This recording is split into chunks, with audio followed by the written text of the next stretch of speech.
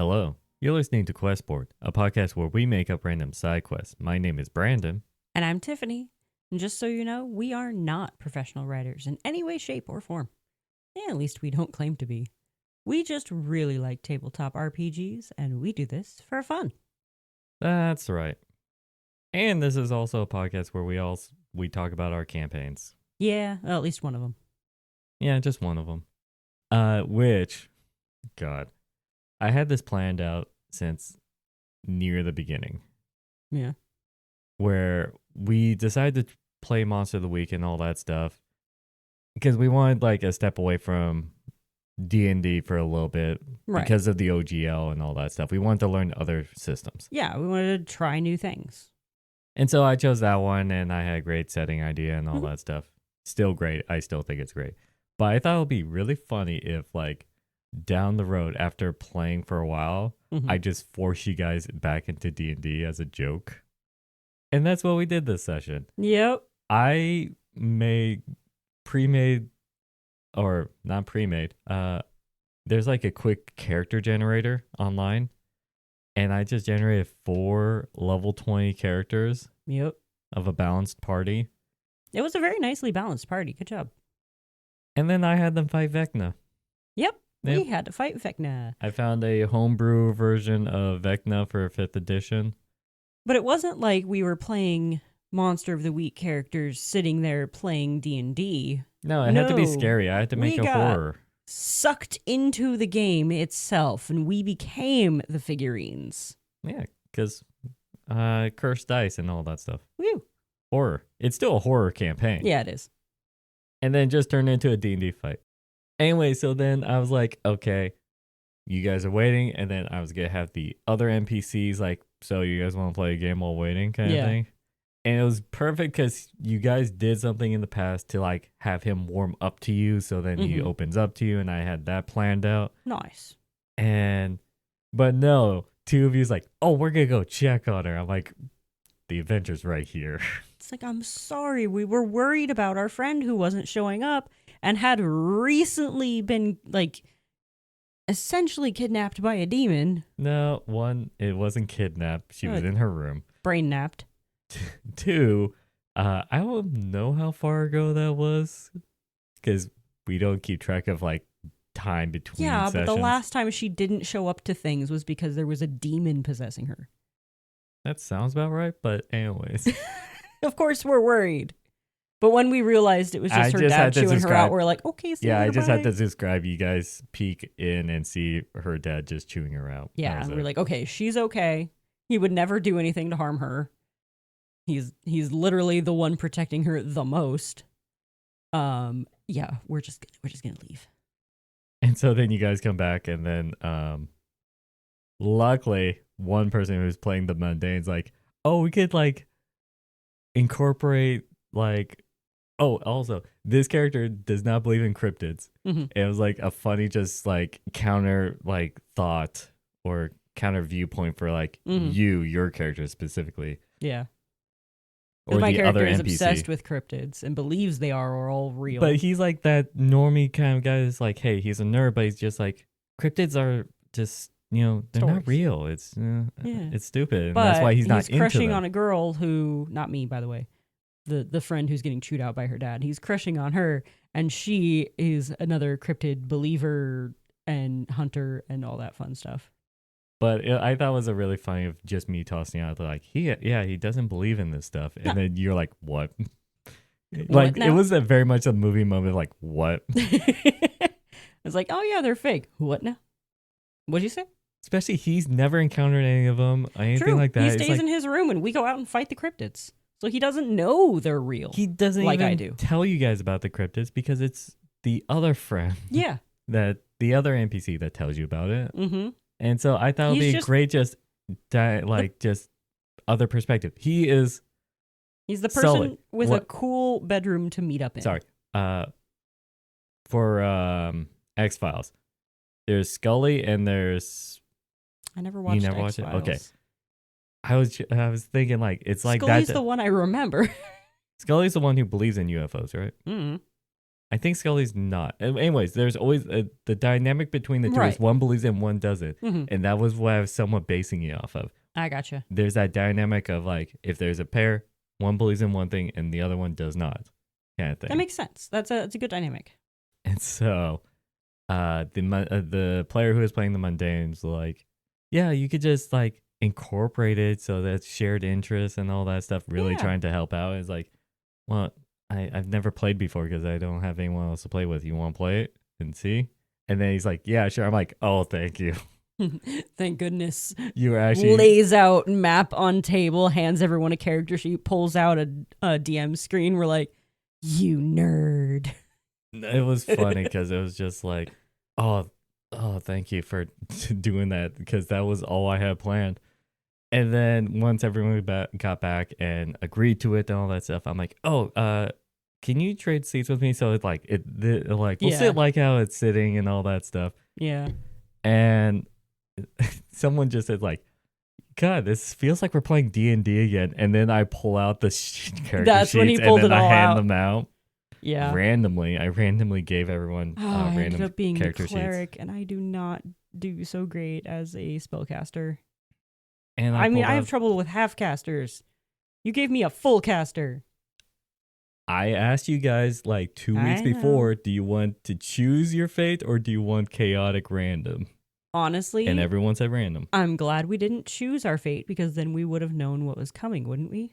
Well, what I had planned was the moment, instead of me randomly handing you out character sheets, I would have just put them in the center and I say, there's one fighter, one cleric, one rogue, and one wizard. You choose, decide who gets what. Gotcha. That would have been the choice. Mm-hmm. But you guys said random, so I randomly handed you guys character sheets. It worked out. And then, yeah, I got mat and all that stuff, miniatures and all that, as if you guys wore the miniatures. And it was just a fight. It was a D&D fight. But what really saved it, I want to like bring this in. You kind of saved it for the end of making it interesting. Because it was just turning into just a regular fight. It was just you were slogging through the health and all that stuff. I almost got a couple of you like low on health. Right. And I was struggling to keep everyone from getting too low. But you decided, apparently, and I've never played level 20 cleric. Yep. No, I was reading through the thing. There was a divine intervention that allowed you to cast Wish. Said, oh, yeah, once you hit level 17, you can cast Wish. I'm like, huh, neat. I cast Wish. And so you showed me, I'm like, I did not plan for this, but okay. Because you specifically said you made sure the wizard didn't have Wish. I said I made sure that you didn't have power word kill. Oh, that too. That's the one thing I made sure of. Yeah. But when you're like, okay, I cast Wish, I'm like, okay, understand. You know me. Mm-hmm. I will come up with a monkey paws way of whatever you wish for. And I read through the entire description of the Wish spell. And part of this description says, sure, you could wish for the bad guy to die. But it will teleport you into the future where they will die of natural causes. Yeah. Yes, I know that example. What did you wish for? I wished that the current baddie that we were facing was reduced to 1 hit point at that point in time. And I had like an immediate thought of what I could do. Mm-hmm. And I didn't want to spend too much time thinking about it. Yeah. So I thought about, had the first thought, and I was treading towards, what can I do? And I'm like, you know what? I'll just stick with the first thought. Which my first thought was, okay, they are level 1. Not level 1. 1 hit point. They're at 1 hit point. And level 1 would have been funny too. That would be, yeah. And I could have been just a complete jerk. It's like, oh, okay. Immune to everything then. Right. Because that would have been within my scope of being able to do that. With how you actually made it achievable. Yes, I didn't want to be a complete jerk. Also, I want you guys to survive. And so I thought, okay, let's turn this into a guessing game. I looked up every single types of damage that you could do in D&D 5th edition. And I told the party, okay, he is immune to everything but 1. Yep. You have to figure out which one it was. Mm-hmm. So we just started hitting him with everything in our arsenals. Like, is it this one? Nope. Is it that one? Nope. Is it this one? Nope. As then it was, my turn again. I'm going to attack you. Yeah. And I thought that was a fun, just little twist of like It was now it's fun. against the clock. You Yeah. have to figure it out. And so my thought process was, okay, if I select something that's like the one weakness, they're gonna probably think it's gonna be something magical Right. because that's what most people think. Hmm. And so I'm like, it'd be really funny if I just make it just slashing where just a sword cuts through. Right. And The fighter had a warhammer. yeah, The rogue had daggers. I had a mace, which did more bludgeoning. mm-hmm. So it was just like, oh, no one has slashing. Haha. But then our fighter looks in her inventory and was just like, oh, I also have a great sword. Pulls that out and cuts him in half. And so it was just like, okay. And I created a cool scene because like a part of me choosing slashing out of the other physical ones Right. was because I immediately had the idea of like, okay, if you cut through it, you're gonna cut through the model, and that would cause like the slice to also happen in the cursed dice that trapped you guys. Yeah. And then I thought that would be a cool, just like translation, like anime weeboo kind of Yeah. And y'all don't realize slash. he actually had a die with an eyeball in it that would move around. Yeah, that was the inspiration behind me making this Mhm. scenario. But yeah, you guys did it. Mm-hmm. And then it was everyone's back in the body, and then it abruptly ended, and the next session is gonna be whatever the NPCs wanted to tell you guys about. Yep. This is a long intro. I'm Yeah, just it now is. looking at our timer. Oh, would you look at that? So yes, that was just me forcing them to play D&D. I thought it was Yeah. funny. Yeah. Long story short, we went to play Monster of the Week. We ended up playing D&D. Yeah, okay. We need to actually do our episode. Oh yeah. So, I also have to explain this. I thought it'd be really funny that this is the Sunday before Christmas. Mhm. Last year we did a, actual play and all that stuff. Right. I'm not doing that again. Well, that was just for episode 100. Yeah, and that's the only reason I did that. Mhm. So I thought, okay, what if we do a Nightmare Before Christmas kind of thing, Adjacent. where we do a horror one right before Christmas? Yay. This might be a thing from now on. I don't know. We'll decide. We have 1 year to think about it. So we're going to just pull a card from the spooky deck that we use for Questober. Yep. We're going to make a horror-based quest for the quest before Christmas. There we go. I don't know. We'll workshop the name. Yeah. So anyways, here's a card. I found an old town map in the wall of the clock tower while doing some construction repairs. I put a hole in the map by accident, and then that sinkhole opened up right where my crowbar went through it. I'm sure it's nothing, but can someone help repair this map? Oh no. So it's a cursed map in which if something happens, then it happens to the actual landscape. At least that's the thought. It could be just a full-on coincidence. Yes, but this is supposed to be scary. I mean, it's still scary that, put a hole in the map and now there's a sinkhole. So what? Someone walks in with mending and repairs the map, and now. Oh wait, no, mending only works on mundane objects, not magical objects. So if it's a magical that's also map, true. Clearly, this is magical or cursed or something like that. Yes. But if we also want to do this for Monster of the Week, Call of Cthulhu, where it's set in our world where there is no magic, that is creepier. Mm-hmm. Man, that is kind of cool though. Finding a map that, like, does the map like update as the town changes? Oh, you're talking about what was that map from Harry Potter? The Marauders map. Yeah, that's exactly why I'm smiling. That's not what I was initially thinking when I said that, but it could also show movement and stuff around town like that. I was thinking like it's just a map that whenever a new building is built or one is torn down, the map updates. Like maps in Minecraft, when you are looking at them, things tend to change. How do we make this scary though? Right? The fact that if a hole gets punctured in the map, then something happens in the real world. Okay, so maybe the group goes about maybe finding someone that either knows something about repairing magical objects or something like that. Okay, and hang they on. Get the map are we fixed. doing this real world or are we doing this fantasy? Could be both. Still works both ways. Sort of. It's not as easy to find someone who could handle magical items in It our is world. when the DM puts them there. fair enough-ish. Someone exists nearby that knows how to repair this map. Cool. They get the map repaired. But then, once they're looking at it after it's been repaired, they see something on the edge of town coming towards the town.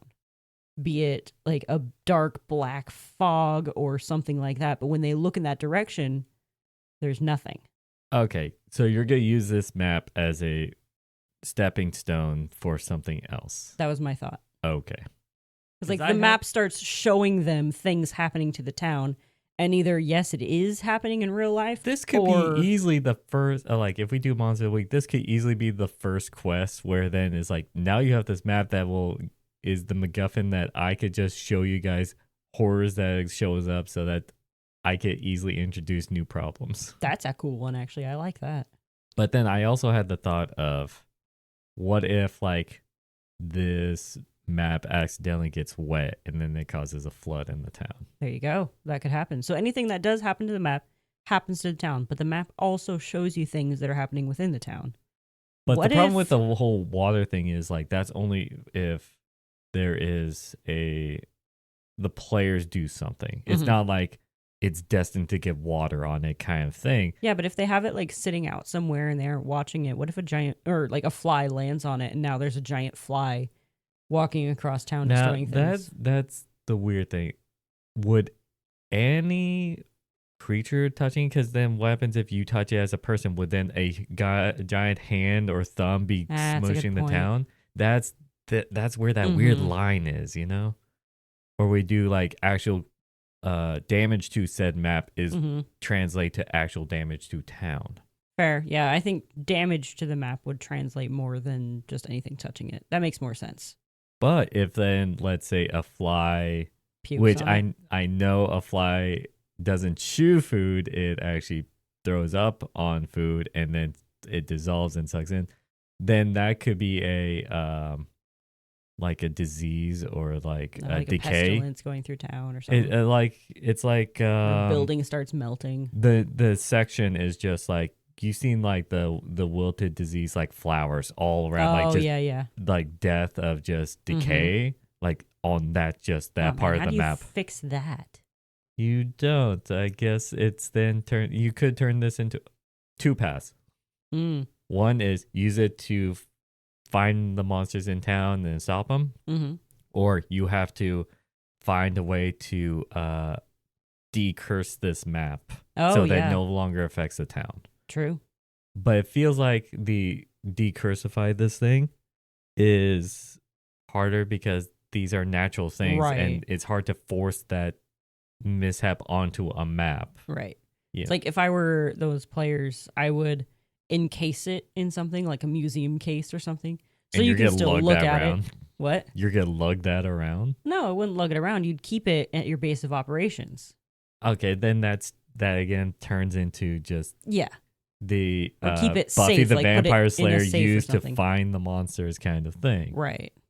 Yeah, I was thinking about there's a show called The Librarians where they have this large book and sometimes it'll just like automatically turn pages for them.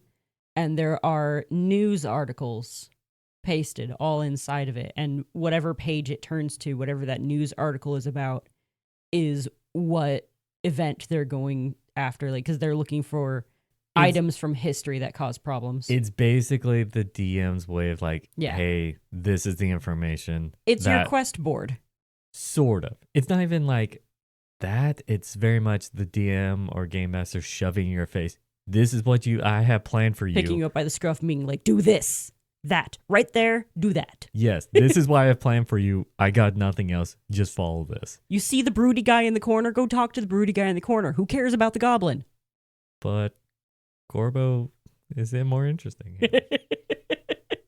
You can't put a Gorbo into a campaign without expecting your party to get completely and utterly derailed by said Gorbo. This is a great idea for like the start of a campaign. Yeah. I'm just saying that this isn't quote unquote scary. I know.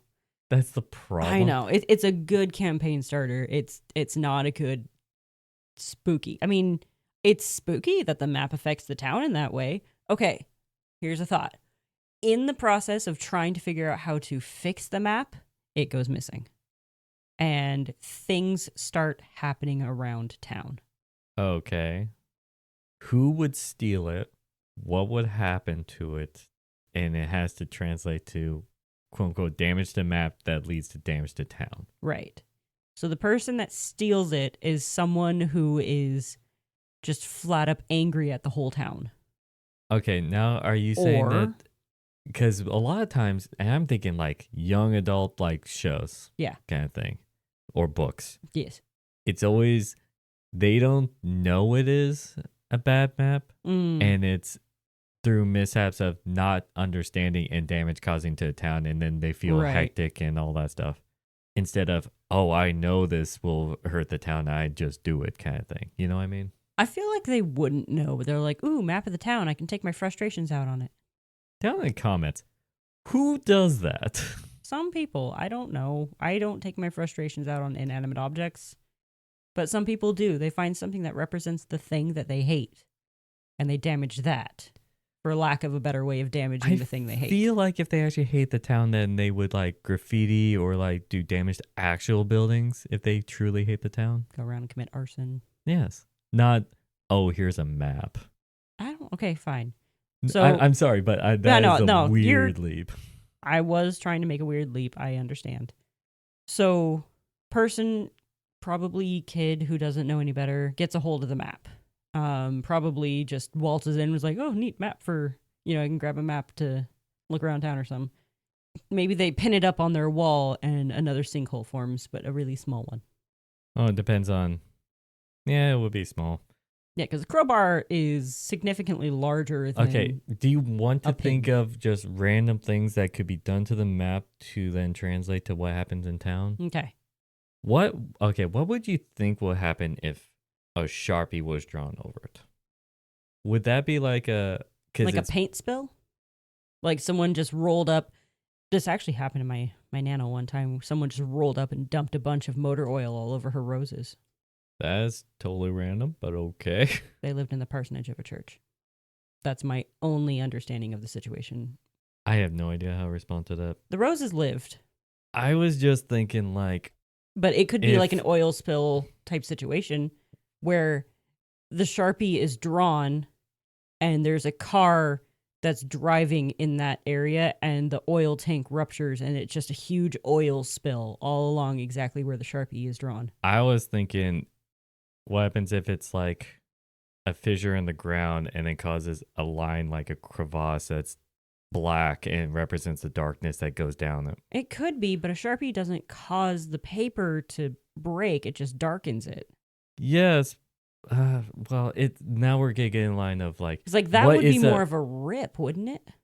What would be the representation? Yeah. That's the thing. It's like, I don't know, and this makes it harder. Yeah. It's like, what would happen if coffee got spilled on it or something like that? What kid is going to spill coffee on that? Tea? Soda. Okay, soda's closer. Milk? What is that going to do? I don't know. Everything starts stinking like old soiled milk. Okay, how about this? Let's back it up maybe. Like, let's not make this too complicated. Yeah, okay. What if, let's say that the party knows about the map and this and that and all that stuff.